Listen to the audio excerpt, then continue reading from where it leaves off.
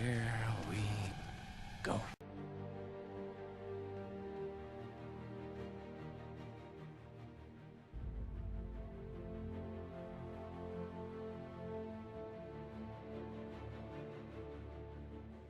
You either die a hero, or you live long enough to see yourself become the villain.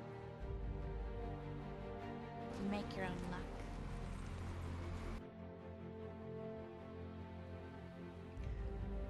Actually, this time, I saved him.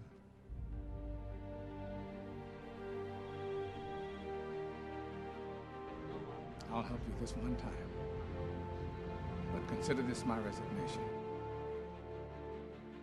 People are dying, Alfred. What would you have me do? Endure, Master Wayne.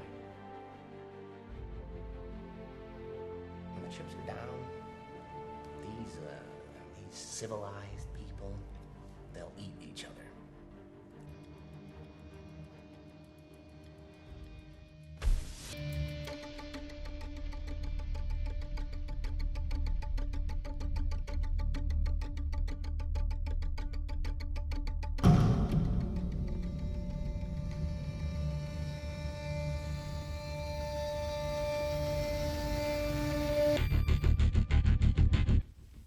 We open to what appears to be a simple bank heist with men dressed as clowns. It all seems by the numbers, and we're lulled into a false sense of security, as we've seen bank heists like this in many other films. That is until we see the clowns gradually kill one another. The twist being that the plan was to reduce the divisions of the pot until all the money went to one man. I believe whatever doesn't kill you simply makes you stranger. This sets the stage for what's to come, and it's where we learn a very important lesson. With Joker, expect the unexpected.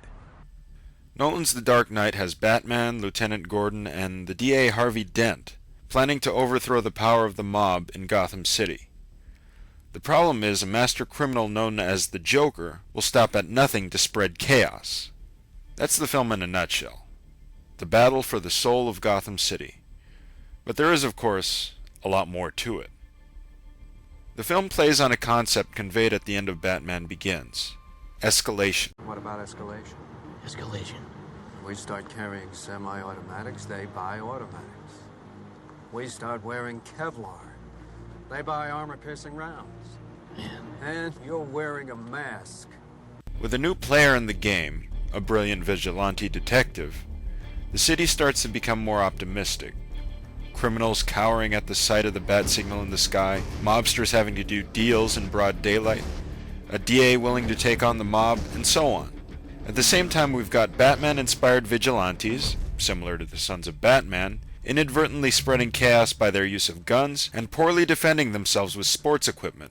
Yeah, just what Batman wants: guns and innocents put in harm's way. And we have the emergence of a new class of criminal.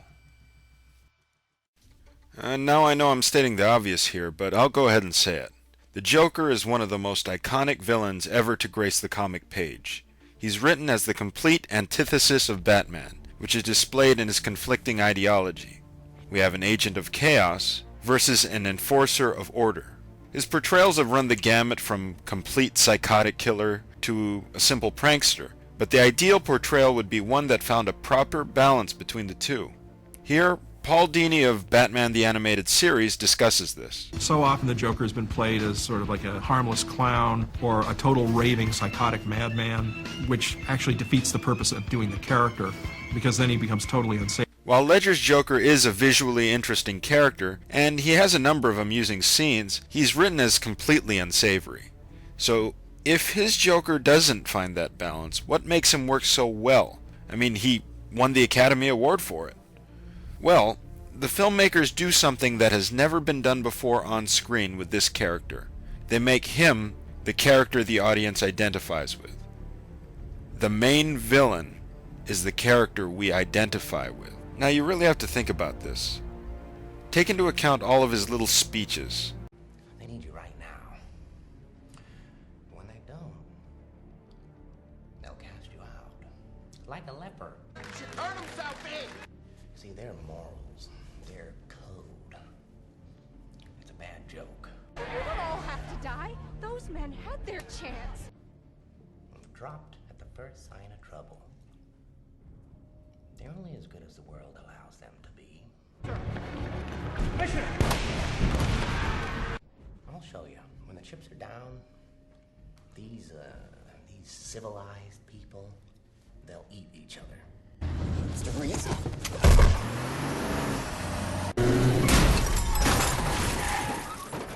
As tough as it is for us to hear, he's absolutely right. The Joker bases his plan on showing the worst in people. First, by making them give up on the man who brought hope to the city by simply playing on their fears. Then, just for fun, the Joker reneges on his original promise by saying never mind and promising just the opposite. I've had a change of heart. I don't want Mr. Reese spoiling everything, but why should I have all the fun? Let's give someone else a chance. If Coleman Reese isn't dead in 60 minutes, then I blow up a hospital. It's as if these people don't care who takes the bullet for them. Through this, Ledger's Joker does two things that are important to make an exceptional villain. He makes us hate him, and he makes us understand him. Nobody panics when things go according to plan. Even if the plan is horrifying. If tomorrow I tell the press that, like, a gangbanger will get shot, or a truckload of soldiers will be blowing up, nobody panics. Because it's all part of the plan. But when I say that one little old mare will die, well, then everyone loses their minds. You know the film's done its job when you agree with this. Heath Ledger has mentioned that he took cues from the character Alex DeLarge from A Clockwork Orange, another character who's almost pure evil, but somehow gets us to sympathize with him. You may not realize this, but the Joker actually isn't in very many scenes, at least compared to the other characters. But it feels like he dominates the whole film, and I think that's thanks to Ledger. And if there's any question as to whether Ledger got into the role, bear in mind, 2 scenes were improvised by him. Commissioner Gordon.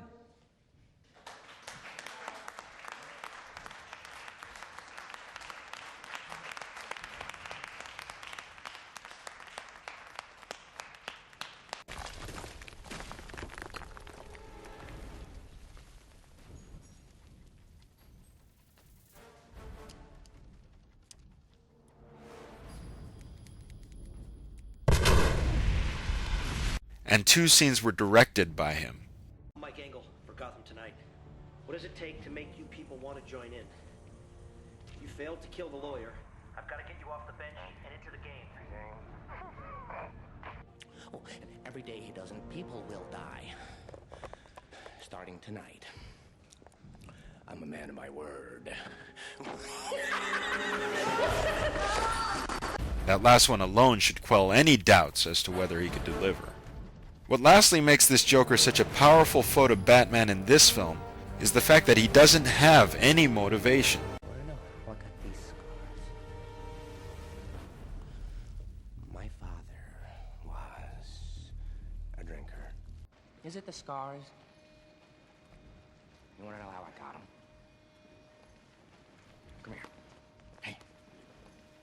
Look at me. So I had a wife. Why so serious?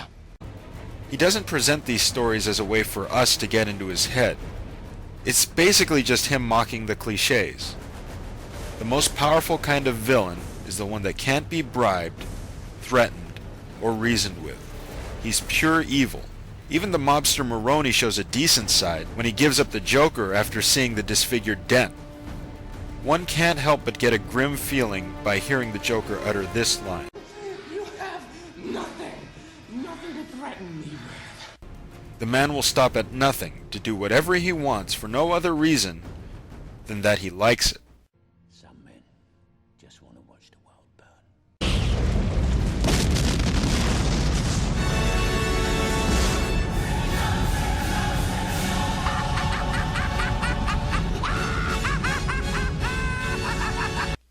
Our second newcomer to this series is Gotham's White Knight, D.A. Harvey Dent. In another narrative twist, Batman isn't the character who has a definite arc in the story. Harvey is. In fact, he's the most three-dimensional character in the film. Initially, Dent contrasts both Gordon and Batman, in that everything he does is legitimate and within the law. Gordon's forced to work with what may be corrupt cops and Batman's a vigilante. This causes some conflict between them, despite Dent understanding their necessity. Both he and Wayne see him as the man who could bring legitimacy to the justice side of the city. He's so good at what he does that when a gun's pulled on him in court, he not only knocks out his attacker, but wants to go on with the trial. Jack McCoy, eat your heart out. Later, we see him bring in hundreds of criminals working for the mob with the help of only one witness. He even manages to toss in a few quips while doing what he does best. I make my own luck. All rise. The honorable judge for presiding. I thought the DA just played golf with the mayor, things like that. Tee-off's 1:30. More than enough time to put you away for life, Sally. His uncompromising skills don't prevent us from seeing his more vulnerable side either. We see that despite being somewhat wealthy himself, he doesn't fit in too well with the ultra-high-class crowd at Wayne's party. Where we really see the cracks in his personality are with Bruce's flame Rachel Dawes. Pre-disfigurement, the only times where we see Harvey lose his composure are when Rachel is threatened, foreshadowing what would make him Two-Face. Bear in mind, he didn't trust Gordon's special unit because of its corruption. Over time, though, he garners a trust for them and for Gordon. His trust builds to its apex when they manage to help capture the Joker while protecting him. No, I'm no hero. Gotham's finest, they're the heroes. Even at the point of death, he trusts that they'll save Rachel. That trust is ultimately shattered when he sees his scarred coin, realizing he'd been given up by the men he just proclaimed trust for, and he realizes that they failed to save Rachel. All this coupled with the fact that the citizens refused to listen to him when he didn't want to surrender Batman, we understand why he goes mad and ultimately becomes Two-Face. Two-Face can be a difficult character to portray. He's a tragic character who, for various reasons, depending on the story, can only make a decision with his double-faced coin.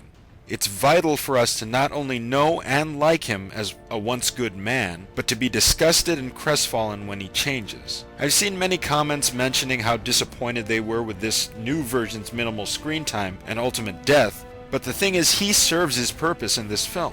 He's not in a sequel starting a new syndicate, as would be expected. Nolan chooses to be unexpected once again. If you need a measuring stick to see how well Eckhart's Two-Face does, you need only to compare him with the animated series Two-Face and Tommy Lee Jones' interpretation from Batman Forever. I think you can tell me which one doesn't belong. I neglected talking about Batman. That's mostly because here, he's really just a major player in Harvey Dent's story. He mostly remains the protagonist here because we followed him in the events of the last film. You may even notice the fact that this film lacks many of the Batman film tropes. There's no Batcave, no bats, no use of batarangs, no Wayne Manor, no word Batman in the title, and there's very little gothic tone. Thankfully, though, his role isn't reduced to the point that he's just a supporting character. Now, I'll be the first to admit, I'm really not a big fan of Bale's interpretation of Batman. The obvious reason? The voice. You're the symbol of hope I could never be. Your stand against organized crime is the first legitimate ray of light in Gotham in decades. I know Grant said in his review that the voice didn't bother him, especially in the last film, but why does it sound even worse in the sequels? Apparently Nolan took Bale's dialogue as Batman and modified the voice in post-production to make the growl deeper. What was he thinking? The voice has been parodied so much since the film came out. Where is he? Where is he? Where is he? Because I think you may have a very severe case of throat cancer. Throat cancer! It seems everyone wants to talk like this, as much as everyone wants to talk like this now. To top it off, Bale sounds really out of breath.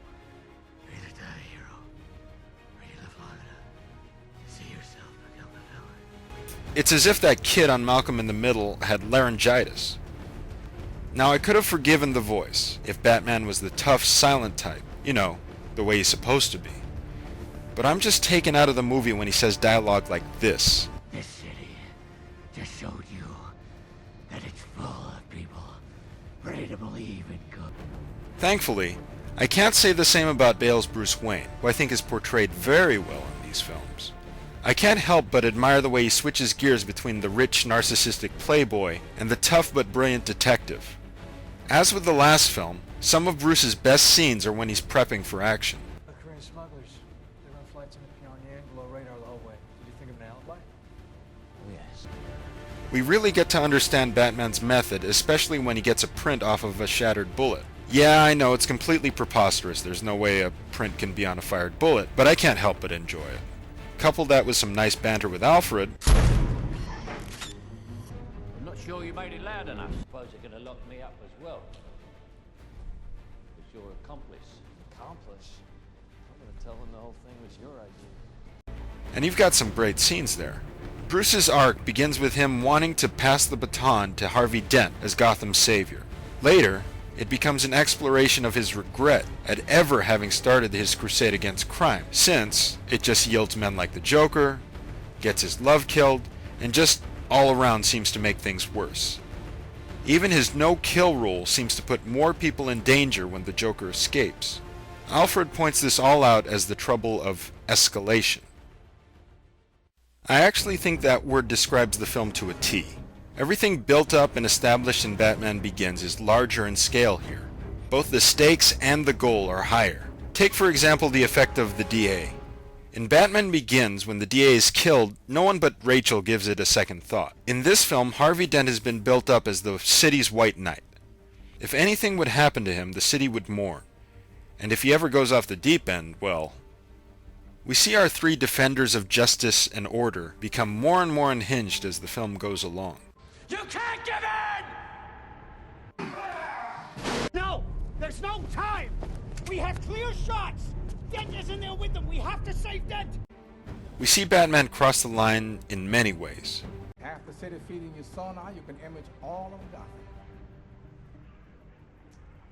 This is wrong. And I think that's the main appeal with this movie. It's really intense. When I first saw this, I found my eyes glued to every scene. Things get more and more intense all the way up to the end.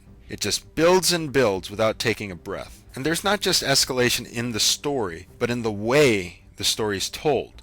The Nolans and David Goyer give this film what I like to call a montage-style intensity. Now in a dialogue-heavy 2.5-hour movie, it becomes paramount for the filmmakers to keep the audience invested all the way to the end. It's of course important with any film.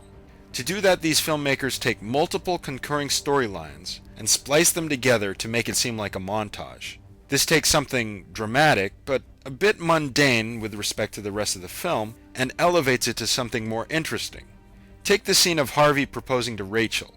It's intercut with the more visually interesting assassinations of the commissioner and the judge. It all builds to the point of Wayne knocking out Dent and Joker crashing the party. That's how escalation is embedded into that scene. A simple dinner party transforms into all-out chaos.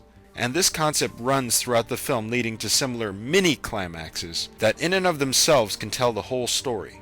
The opening scenes lead to the capture of Lau, which eventually leads to Joker crashing the party, which leads to the chaos at the Commissioner's memorial, then the chase to capture the Joker, then the attempt to blow up Harvey and Rachel, then the hospital threat, and finally, the building climax with the two boats. This style of storytelling can work if and only if the pieces are set up and established beforehand. If this isn't done, it's the kind of style that can get tired very quickly.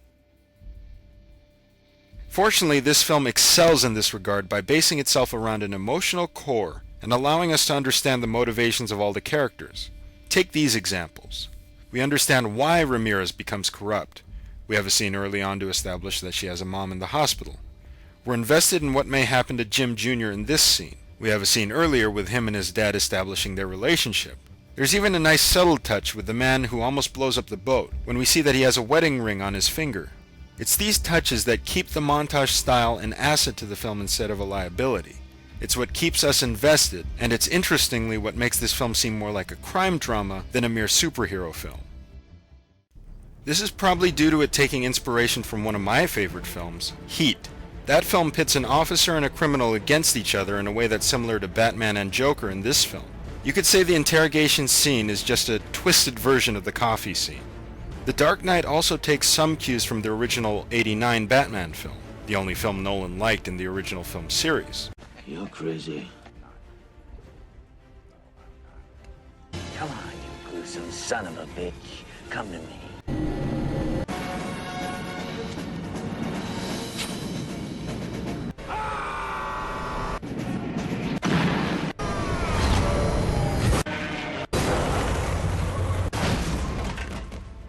Lastly, just like in most of Nolan's films, there's some references to James Bond. This film has some really exceptional action scenes. Batman capturing Lau is absolutely brilliant, especially with that lengthy build-up and the nice touch that the timers on the bombs are in real time. The car chase after the Joker features some really great stunts without the aid of modern CGI.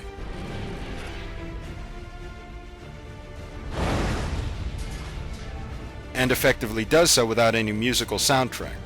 Finally, the whole last confrontation with the Joker, the one featuring the bombs on the two ships coupled with hostages dressed as Jokers and Batman having to fight the bad guys and the cops simultaneously, really ramps up the intensity for the final act of the film.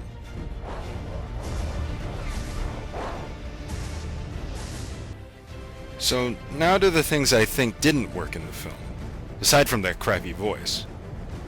First, a poorly executed Batman trope that applies to the whole series. Batman's no-kill rule. As I pointed out, Batman's rule seems to get people in more danger. The whole boat thing could have been avoided if Batman ran down the Joker here. Now don't get me wrong, I understand that's the whole point of the conflict between the Joker and Batman. This is what happens when an unstoppable force meets an immovable object. My problem with it isn't so much with this film as it is with this film in the context of the other films. In those films it just seems like Batman doesn't want to be an executioner. He does make exceptions in the heat of the moment. There are the deaths Grant points out in his Batman Begins review, and there's Miranda's driver who's directly killed by Batman in Rises. With this film it actually seems like it's his code, and it's supposed to be a tragic aspect when Batman ultimately kills Dent. Tonight you're gonna break your one rule. It works decently for this film, until you think about the other films. A second Batman trope that's done poorly is conveyed by Rachel. She ultimately turns down Bruce because she thinks he'll never stop being Batman. Well, that's mostly true of comic Bruce Wayne. Nolan's Bruce Wayne professes from the start that his Batman's not in it for the long haul. He'll inspire good, get rid of organized crime, and call it a day, as we see in Rises. We're told many times in this film that Bruce won't do this forever. This is one of the many reasons Rachel Dawes is a somewhat poor character. Her main place in this film is to be part of an unnecessary love triangle, and, ultimately, as a MacGuffin for Dent to become Two-Face. Even Bruce and Alfred seem very dismissive of her. Rachel spends her time with is her business. To try to impress Miss Dawes. Very droll. Very wrong, Rachel. It's Dent. But you spat in the faces of Gotham's criminals. Didn't you think there might be some casualties? Things were always going to get worse before they got better. Is that really a speech Alfred should give after a really close friend dies? That said, I do appreciate Maggie Gyllenhaal's attempt to add a little spunk to the character, especially after the one-note performance in Begins. Lastly, and this is kind of an obvious one, Nolan's films tend to be way too heavy on the exposition. While it serves its purpose to understand his films, he could have left a little bit more open to interpretation. All that said, these are mostly nitpicky complaints. This film does what it should. It gives us an intense, action-packed, brilliantly acted superhero film in the guise of a great crime drama. Nolan's trilogy does well to give us a concise view of the history of Batman. He begins, he falls, and he rises. His fall successfully adapts two of the big three from Batman's rogues gallery, while it unrelentingly builds to a great final scene. After a nice callback to the end of the first film, we get a surreal but beautiful montage with great voiceovers and Zimmer's and Howard's great score. Because sometimes truth isn't good enough. Sometimes people deserve more. Sometimes people deserve to have their faith rewarded. In the end, Bruce learns that to be Batman means more than to be a mere hero, but to be able to make the ultimate sacrifice as Gotham's false villain to save its soul. As we'll see though, a society built on a lie will not stand.